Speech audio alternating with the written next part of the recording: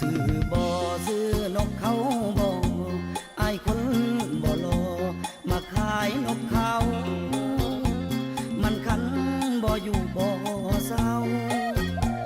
มันคันบ่อยู่บ่เศร้าอยากให้น้องสาวซื้อซอยอายแน่อายเป็นผู้บ่าวทางแดนยังบ่มีแฟนผู้สาวบ่เลี้ยวแลหลอกขายนกเขาจนว่านาอายแล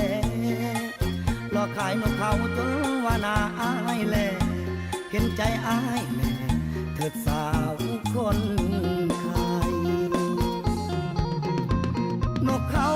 ของอายโตผู้มันคัน